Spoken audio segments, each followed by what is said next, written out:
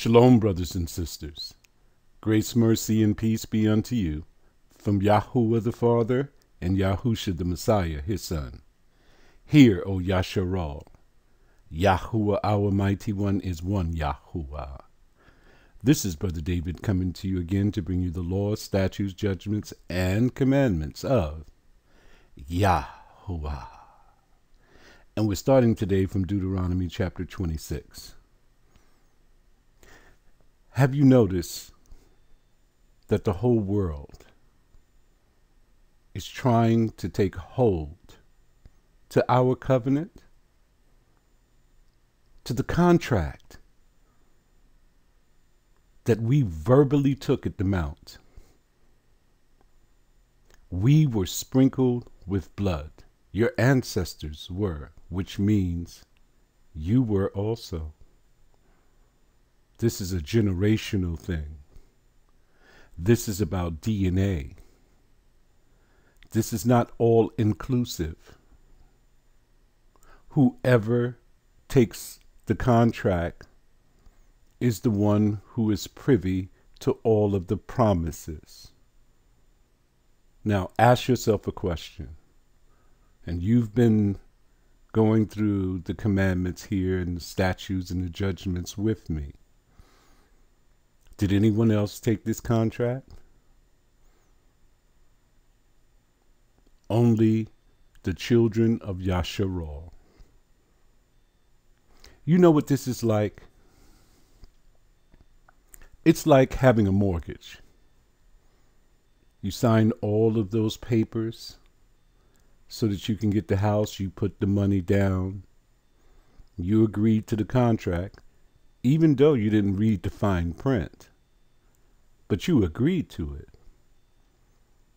Now you've missed 3 payments. They're sending you into foreclosure. Are they going to send the foreclosure notice to your neighbor? Why won't they send it to your neighbor?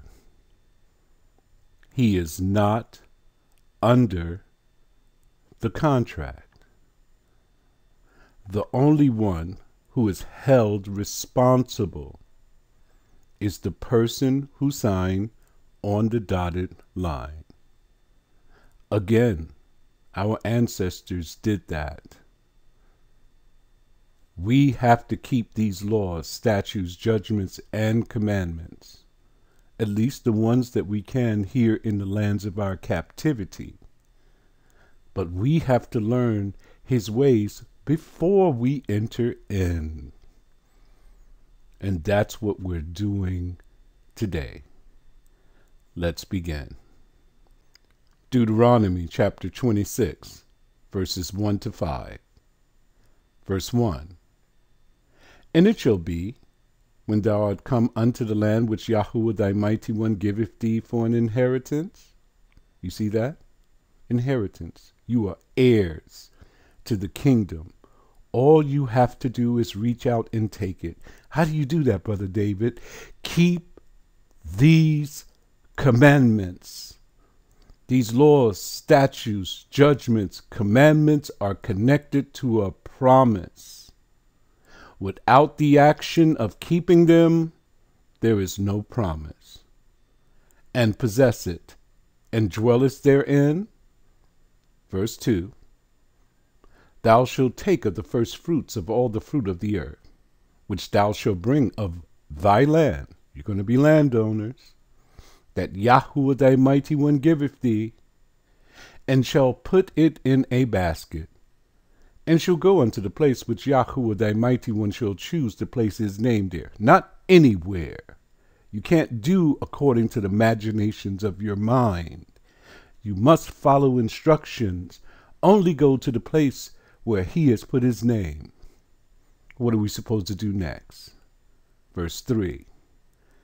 And thou shalt go unto the priest that shall be in those days, and shall say unto him, I profess this day unto Yahuwah thy mighty one, that I am come unto the country which Yahuwah thy mighty one sware unto our fathers for to give us. Who's the us? The children of Yasharal.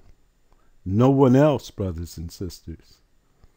He's given the land to us. The stranger can hang out with us. He is not privy to the land or the promises. His prayers will be heard upon the altar of Yahuwah, but he is not privy to the promises. He did not take the contract, brothers and sisters. He came in later and said that he would follow Yahuwah's ways. He was not at the mount. He was not sprinkled with blood. He was not brought forth out of Egypt. So here's your confession, that I am come into the country which Yahuwah sware unto the fathers to give us. Once you say that, look what the priest does in verse 4. And the priest shall take the basket out of thine hand and set it down before the altar of Yahuwah thy mighty one. Verse 5, look at this. And thou shalt speak. You're going to testify. And say before Yahuwah thy mighty one. Remember, he's put the basket down before the altar. Now you're going to turn and speak unto Yahuwah yourself. A Syrian ready to perish was my father. I don't like that transliteration or translation that they have Assyrian. Why did they put that there? Let's just change that. Yasharal, ready to perish, he was my father. And he went down into Egypt and sojourned there with a few, and became there a nation great, mighty, and populous. Now we know that Abraham sojourned there, Isaac sojourned there, Jacob sojourned there. But this passage is talking about our patriarch, Jacob or Yasharal. He sojourned in Egypt, and he became a great nation, mighty and populous. Verse 6. And the Egyptians entreated us evil, and afflicted us, and laid upon us hard bondage. You're giving your testimony while you're standing before the altar.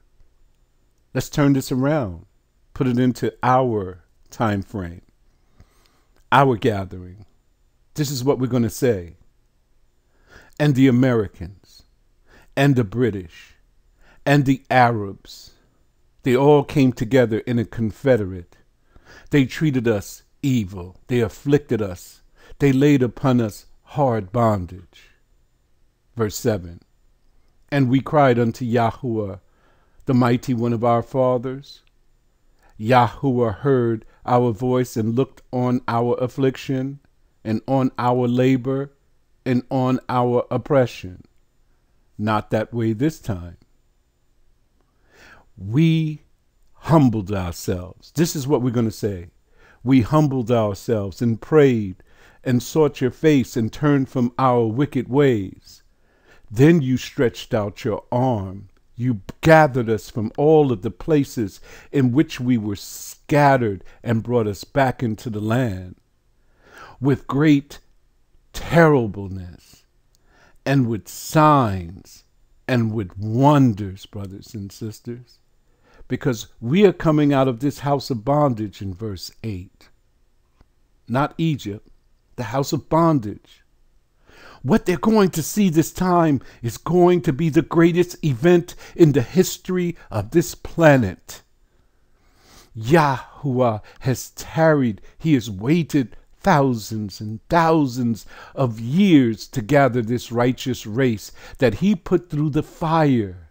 That's why we're the way we are today.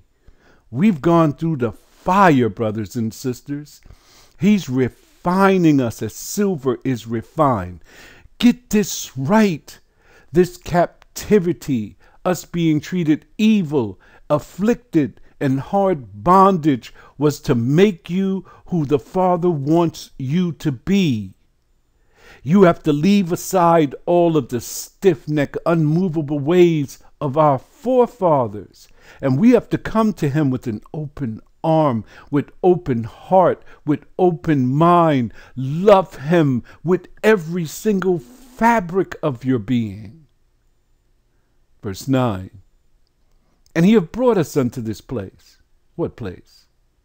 And have given us this land. What land? Even indeed for an assurity a land that floweth with milk and honey. The promised land. All of the promises are only for the children of Yasharal.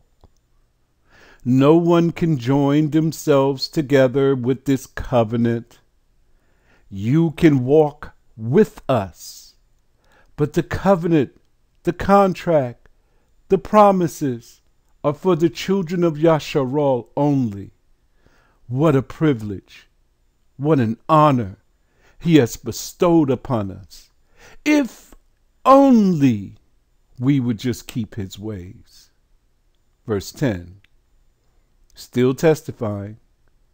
And now behold, I have brought forth the first fruits of the land, which thou, O Yahuwah, hast given me. And thou shalt set it before Yahuwah thy mighty one, and worship before Yahuwah thy mighty one. So you've set it in the basket. You've given your testimony. Now you're going to give thanks because he has brought forth the first fruits of the land, the beginning of the abundance that he is going to give you this year. And then you shall worship, give him honor, praise, and glory. Verse 11. And thou shalt rejoice in every good thing which Yahuwah thy mighty one have given unto thee. Party over here. And unto thy house, thou and the Levite and the stranger that is amongst you. It is going to be a time of rejoicing, brothers and sisters. Black people love the party.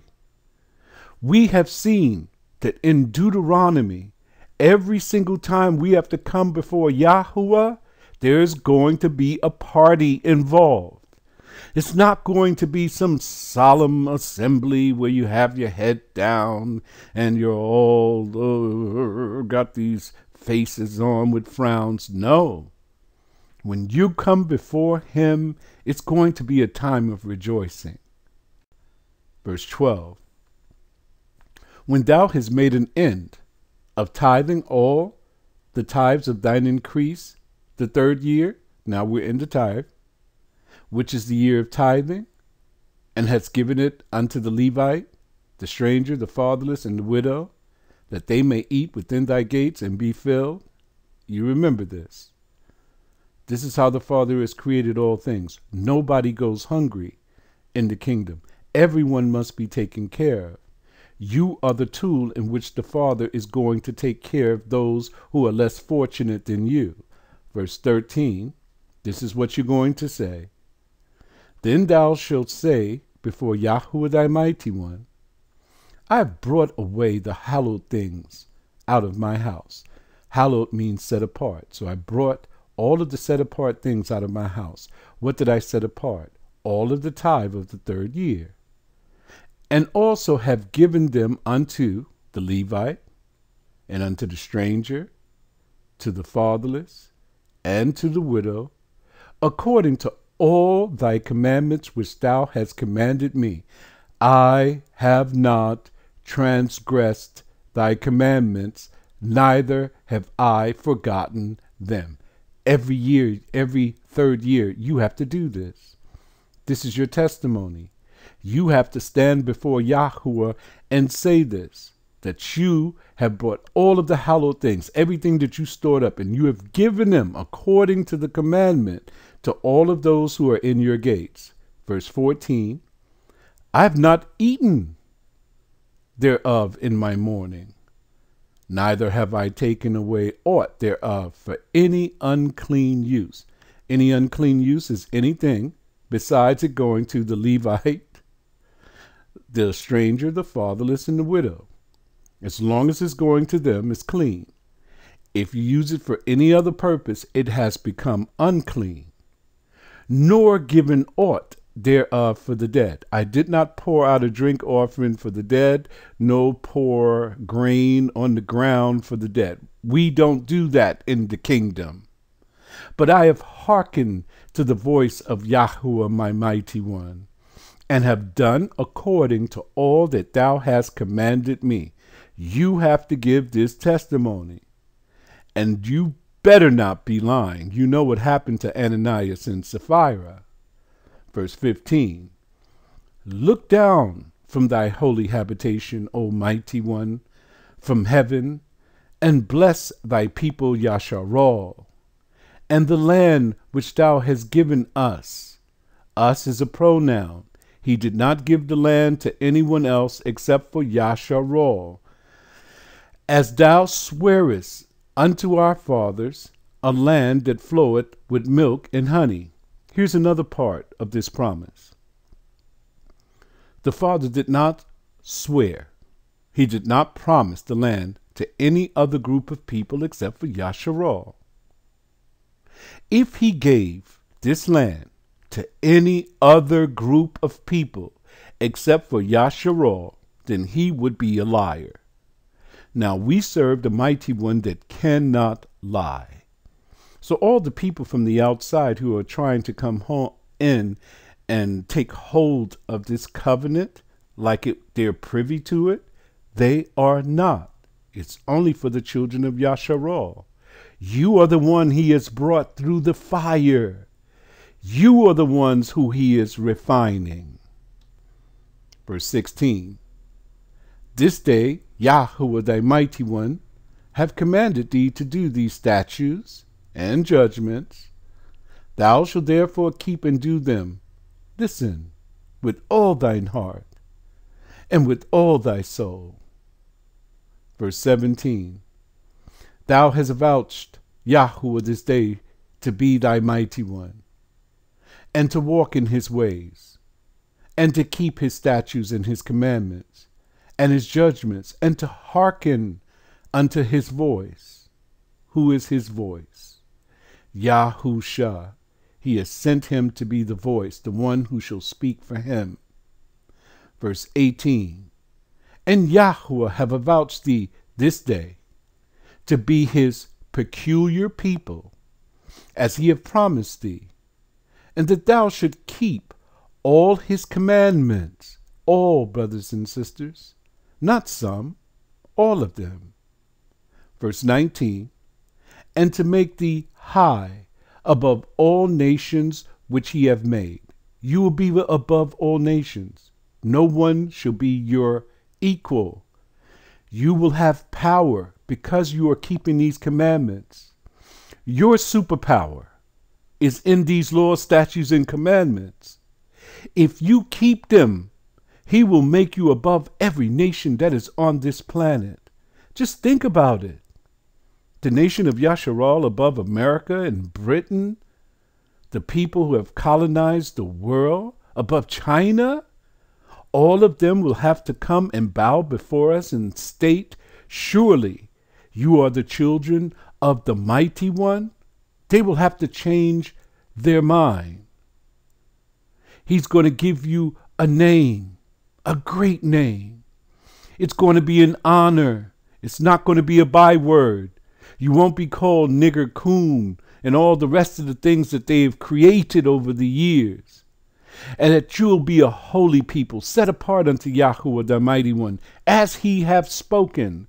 If he hath spoken it, it will come to pass.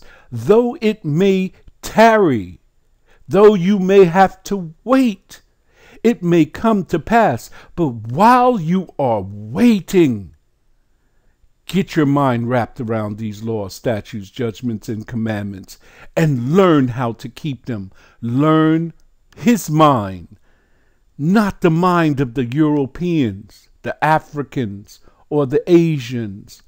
Only the mind of Yahuwah should be your focal point these last days. Now, I want you to look at something in verse 18. And Yahuwah has avouched thee this day to be his peculiar people. Who is he talking about here? He's talking about Yasharal. He's not talking about anyone else. Fast forward to the New Testament, 1 Peter chapter 2, verse 9 to 12. But ye are a chosen generation. We know that from reading Deuteronomy alone, right? We have been chosen by the Mighty One. We are a royal priesthood. We're the ones who are going to represent him on this earth. We are holy, set apart nation. Didn't we just go through that? We have been set apart from all other people on the planet. Here's the word. A peculiar people, that ye should show forth the praise of him who have called you. Who is the you? It's a pronoun. It points to a person, place, or thing. If you want to know who the person, place, or thing is, go back to the top. Chosen generation, royal priesthood, holy nation, peculiar people, Yasharah. He's called us out of darkness into his marvelous light. He didn't call for anyone else. Us. Get that in your head. This is how peculiar you are. The world cannot understand this. Even in the New Testament, it tells you the same truth. You are his focus, no one else. The peculiar people whom your Mashiach came to die for. He didn't die for no one else. He died for us. He gave himself as a ransom for us, to bridge the gap back to the Father. That's why it's important that we learn his ways. We've learned how to be a good Christian. What good did that do? Learn how to keep his commandments. This is your salvation. If my people who are called by my name, if they will humble themselves and pray and seek my face and turn from their wicked ways. What wicked ways is that? Transgressing his laws. Then they will hear from heaven. I'll forgive their sins and I'll heal the land. I'll bring them back into the promised land and make them above all nations that are upon the earth. Verse 10, which in time past were not a people, but are now the people of Yahuwah, which had not obtained mercy, but now have obtained mercy. Here's another legal term. Have you ever watched the shows on television, or what do you call it, witchcraft tube? And you see the guy, he throws himself upon the mercy of the court. Mercy presupposes guilt. If you are guilty, you broke some law. The person is saying, I have broken the law. Have mercy upon me. I throw myself upon the mercy of the court. Now, you cannot be guilty of anything unless you are under the law. The only ones who took this contract was our ancestors. And it flows straight down to us because this is a bloodline. Jacob, Yasharah, and his seed forever. The land belongs to us according to the contract. All you have to do is reach out and take it. How do you take it, Brother David? Renew your mind. Turn from your wicked ways. Keep his laws, statutes, judgments, and commandments, the ones that you can keep here in this country. Continue to chapter 27. Shalom.